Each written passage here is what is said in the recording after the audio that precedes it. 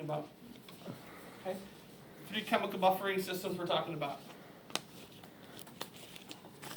So, the bicarbonate system is a system that we've talked about.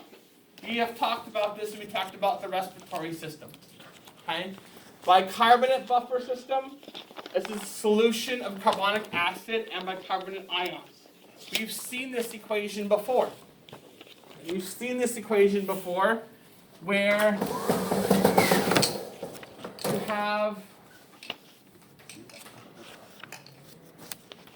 you have the hydrogen, the carbon dioxide is hydrated to form carbonic acid, which then is going to form bicarbonate and hydrogen ions. And it's a reversible reaction depending if the body needs more acid. If the body needs more acid, the reaction goes in this direction. If the body needs to get rid of, it has too much acid, it's going to go in this direction. Okay? And then you're going to get rid of the carbon dioxide, you're going to blow it off, you're going to expire it. Okay? This reaction happens best in the lungs, as we've learned it, but it also works in the kidneys. The kidneys, to lower pH, the kidneys will excrete bicarbonate, the bicarbonate that is formed. Okay? So this works both in the kidneys and in the lungs. Okay? So essentially, you're either going to remove or release hydrogen ion into the solution.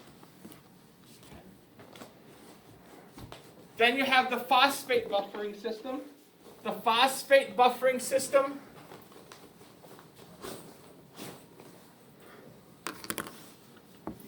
is based on hydrogen phosphate and dihydrogen phosphate. You can see here you have dihydrogen phosphate. Dihydrogen phosphate, when the body needs more hydrogen ion, it's going to release a hydrogen ion. So you go from dihydrogen to monohydrogen phosphate. Okay? So as the bicarbonate system, reactions that proceed to the right are going to give up hydrogen ions, but reactions that are going to go to the left are going to increase pH. So depending on the body's needs, depends on what direction the reaction goes into. If the body needs more hydrogen ions in order to lower pH, this reaction is going to go to the right. If the body needs less hydrogen ions, it's going to go to the left. Okay. More important, the buffering in the ICF and the renal tubules. So this is more prevalent in the ICF than in the ECF. Because you have more phosphates, you tend to have more phosphates inside the cell than outside the cell. Okay. I had a question. Yeah. What does pH actually stand for? Potential hydrogen. Okay, that makes sense now. I knew it was something hydrogen. And then you have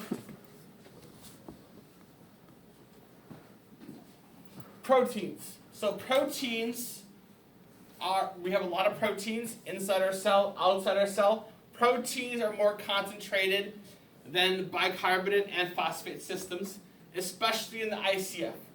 You have a lot of proteins in your ICF. Your proteins are made in the ICF. They're made inside the cell. Okay? So these proteins buffer more, they have a greater buffering capacity than either the bicarbonate or the phosphate systems. They have a greater impact chemically because there's more of them. Okay? It accounts for 3/4 of all chemical buffering in body fluids. Okay? And how this works is that proteins, when you learned about proteins in A&P1, we talked a little bit about them in here, but you learned about them in like chapter 2, chapter 3 in A&P1. Proteins are made of amino acids. Okay? Proteins are made up of amino acids. And those amino acids, so let's say you have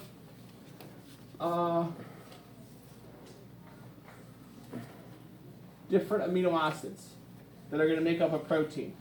Doesn't matter what amino acids. Doesn't matter which amino acids. Okay. So protein buffering ability is due to certain side groups of amino acid residues. So amino acids have certain chemical groups attached to them. Okay. So if you have a side group like a carbonic, what's called a carboxyl group, it's going to release hydrogen when pH begins to rise. So this here, this hydrogen can be released, which is then going to form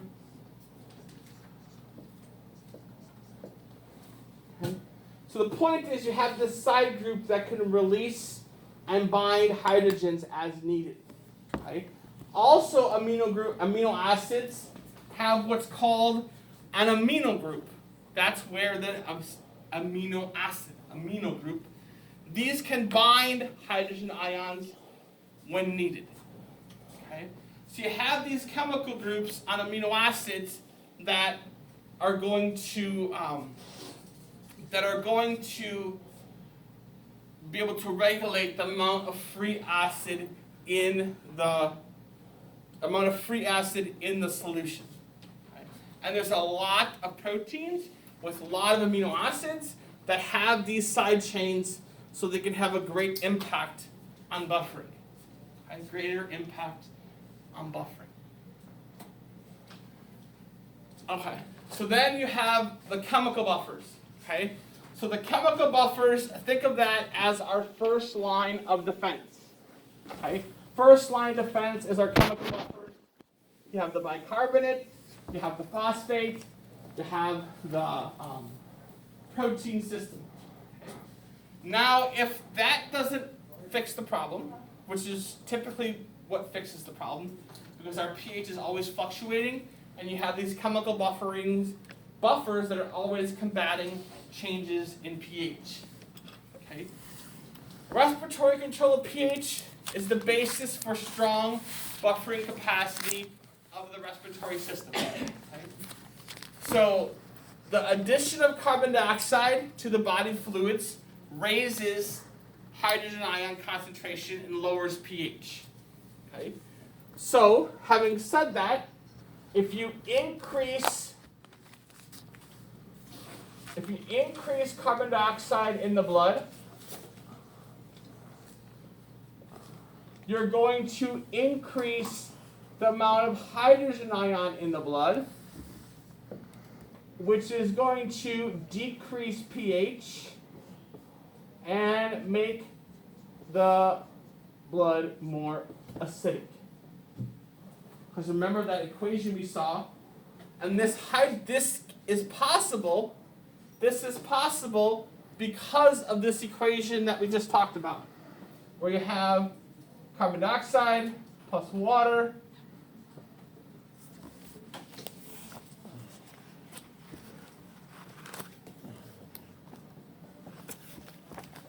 here. So if you have more carbon dioxide, the reaction is going to be pushed in this direction, and you're going to have an increase in hydrogen ion. So that's why this chemical equation here is what makes this, explains that.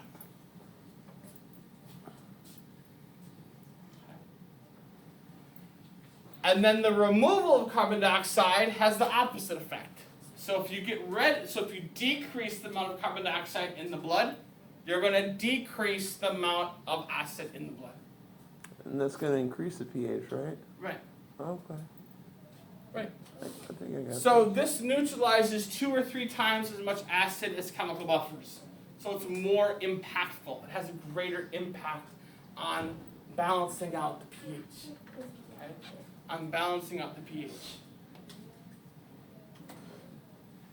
And this kind of this takes it to the next level. where carbon dioxide is constantly produced by aerobic metabolism. So ATP production, metabolism is constantly producing carbon dioxide. So our body's constantly making carbon dioxide. That's why we have to exhale. We exhale carbon dioxide so it doesn't build up in the body's blood and tissue fluid. Okay? So it's normally eliminated by the lungs at an equivalent rate, meaning that as much as we produce, we exhale. So our production and release rates are equal. You're producing what you exhale what you produce. So there's not a left in the blood. It keeps it controlled. It keeps it balanced, right? So this is what I drew on that slide. So carbon dioxide, you can go in this direction if you have too much. Now let's say you have, if you have too much, if you need, how to explain this? So carbon dioxide, if your body's pH is too high, meaning you need more hydrogen ions, then the reaction is going to go to the right. Let's say if you have too much hydrogen ion, you need to get rid of hydrogen ion, you're going to expire. You're going to get rid of it. You're going to breathe heavier, faster to get rid of that carbon dioxide. Okay? So increased carbon dioxide and decreased pH stimulate pulmonary ventilation. It's going to cause you to breathe faster. Okay? While an increased pH inhibits pulmonary ventilation. Okay? Inhibits pulmonary ventilation. And we'll talk about those examples. So if you have this here,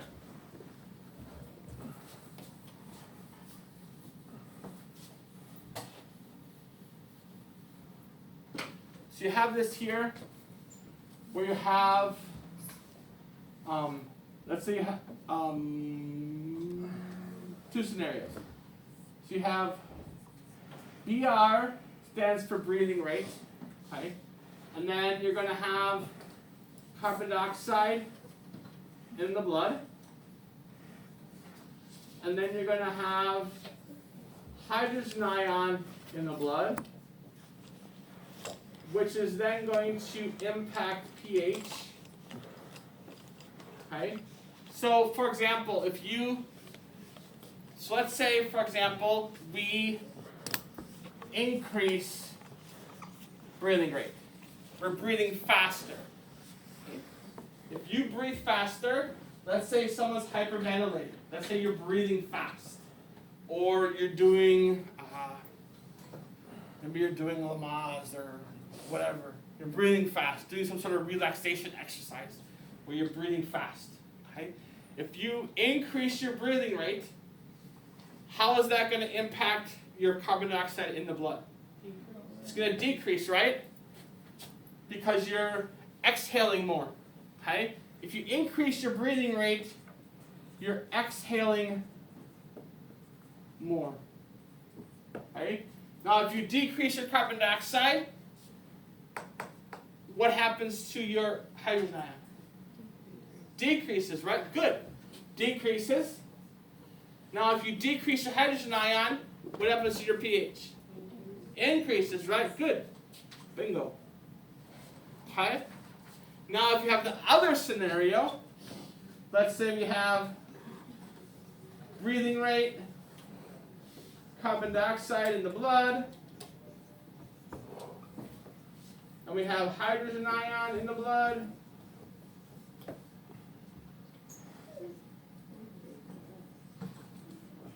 pH. Okay? So let's say we decrease breathing rate. Decreasing breathing rate, or another thing that can impact this is I'll put this in parentheses, a decrease in gas exchange,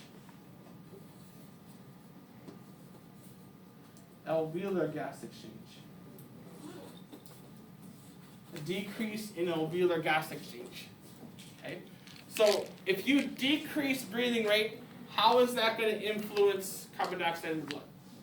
It's going to increase it, right?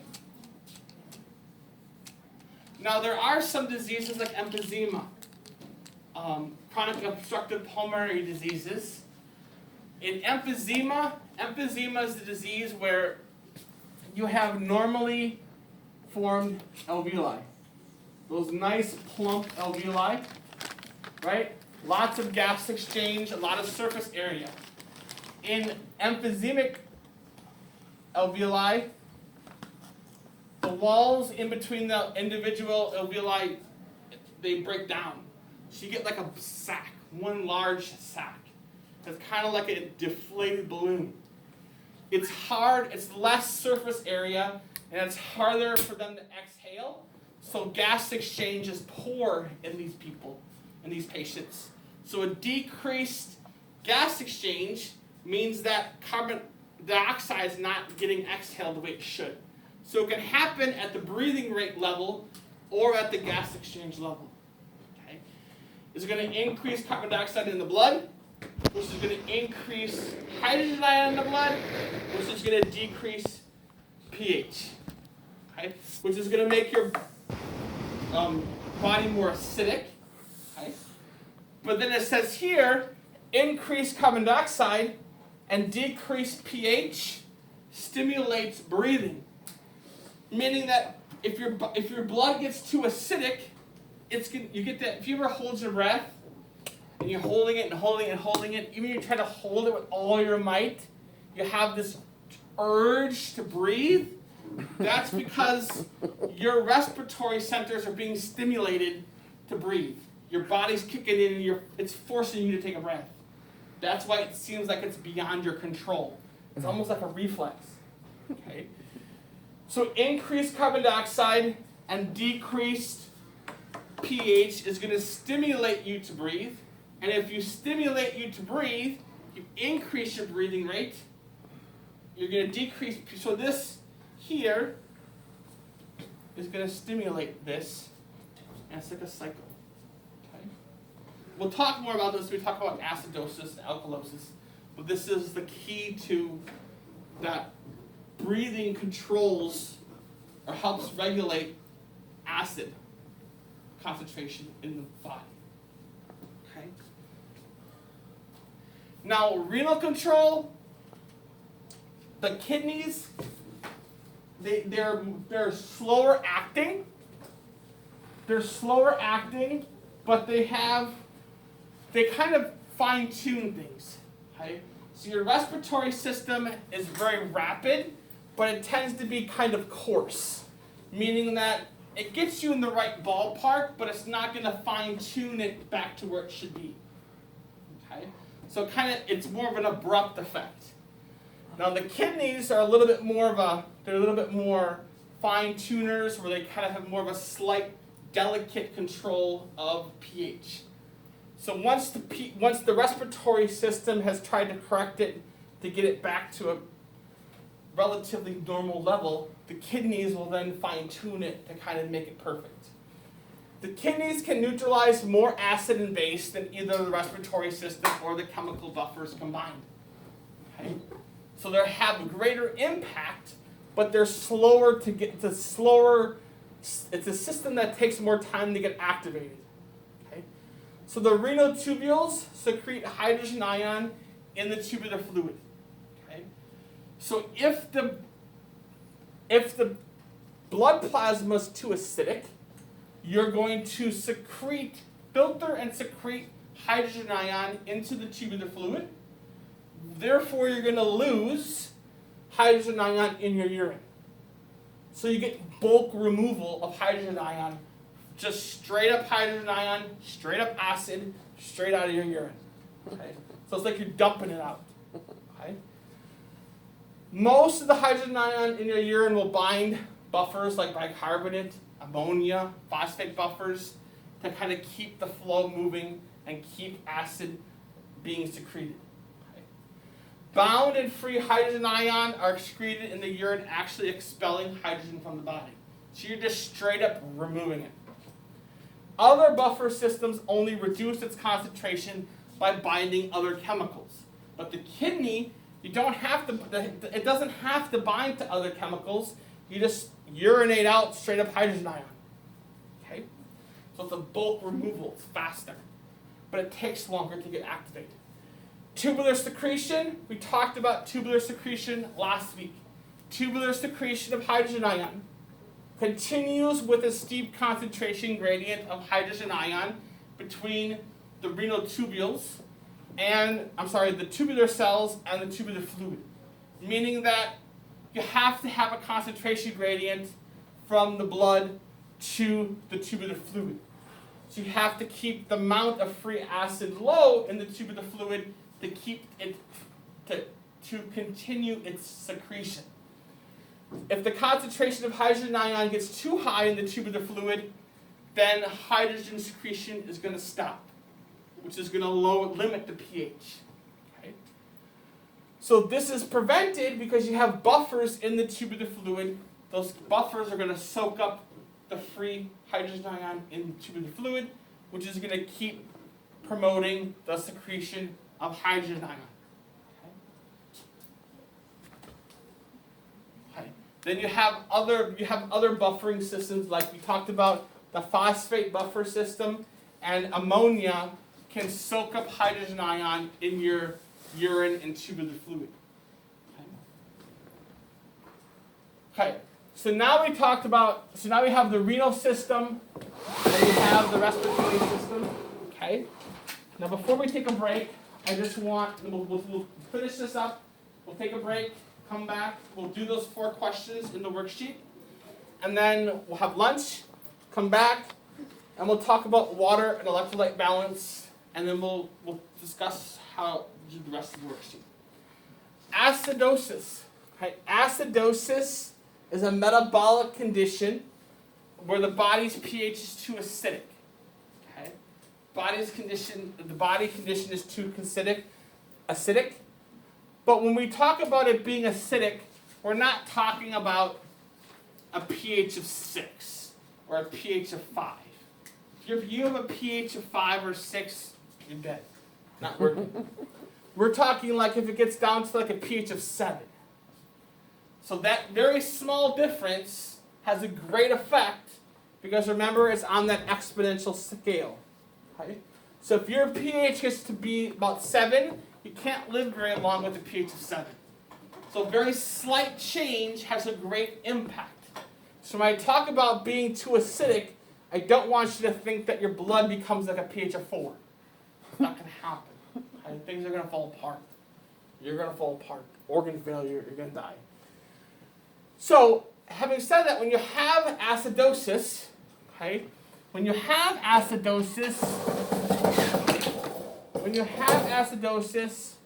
you have a lot of hydrogen ion in the ECF. Okay? Lots of hydrogen ion in the ECF.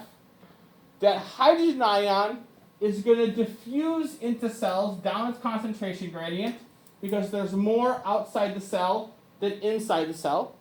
Okay? And when it goes into the cell, it actually pushes potassium out of the cell. So the uptake, the entrance of hydrogen ion promotes the exit of potassium ion. Okay? And what that does is it elevates the amount of potassium in your extracellular fluid. Okay?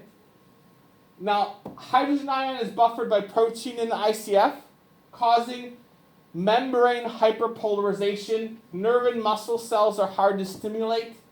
Central nervous system depression may lead to confusion, disorientation, coma, and possibly death. So the increase of potassium in the ECF leads to a decrease in central nervous system activity. That's not good. Okay? Because you have too much potassium, your neurons are not going to fire the way they should. Did you guys talk about you have ever heard the term action potentials? Mm-hmm. Okay. Did you learn about that AMP1? Mm-hmm. Okay. So action potentials, you have depolarization, where you have the inflow of sodium. Repolarization, you have the outflow of potassium. Okay? But when potassium is too high, you get hyperpolarization. Hyperpolarization, you can't get no action potentials if it's hyperpolarized. Because the potassium needs to go back inside the cell. But it's too high on the outside. So that's why you get decreased central nervous system activity. So it leads to nerves are hard to stimulate, so nerve dysfunction. Muscle cells are hard to stimulate, so you're going to get weakness, muscle weakness, leads to confusion, disorientation, can lead to coma, and possibly death.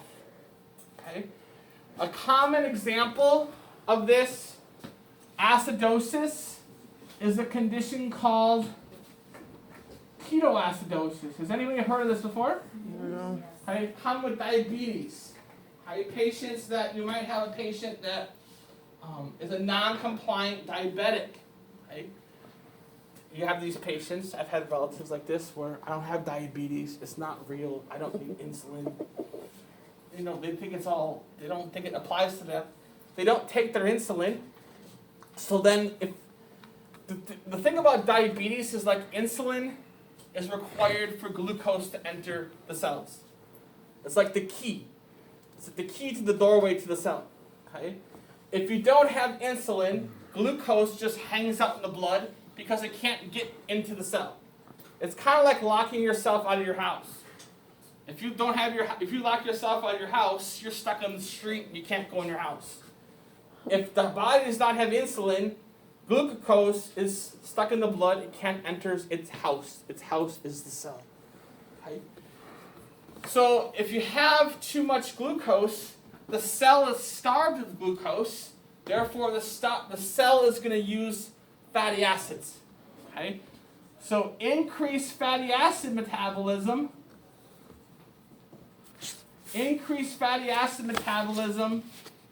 for energy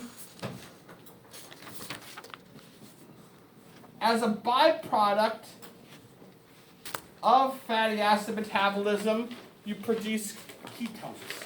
And ketones are acidic.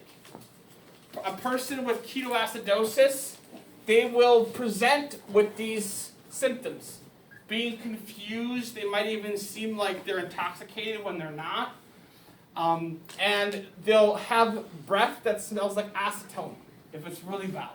Like fruity breath. It smells like nail polish remover. Okay? And if someone's in an acidotic crisis, then you have to give them IV bicarbonate. IV bicarbonate solution, sodium bicarbonate, is going to neutralize this acid and bring the pH back up to a normal level.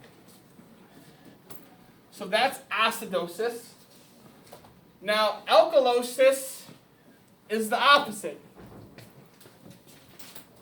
Acidosis is the opposite. So it's a pH above 7.5 or 7.45. Okay? But you can't live much longer with a pH of 7.7. So saying a very small change has a great impact. So in this case, you have decreased, you're down here. In this case, you have decreased hydrogen ion diffuses out of cells and potassium diffuses in. So because you have low hydrogen ion outside the cell, hydrogen ions actually going to leave the cell and enter the ECF. Then potassium, whatever's on the outside, is actually going to go in the cell. Okay? So it's the opposite effect.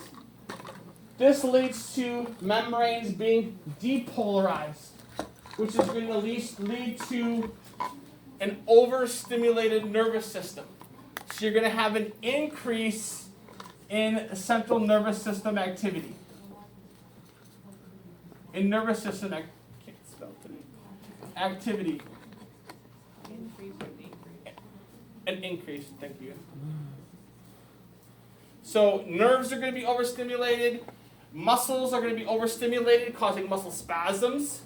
Okay? It can lead to overly contracted muscles through tetany, temporal summation, convulsion, seizures, respiratory paralysis because your respiratory muscles are spasming.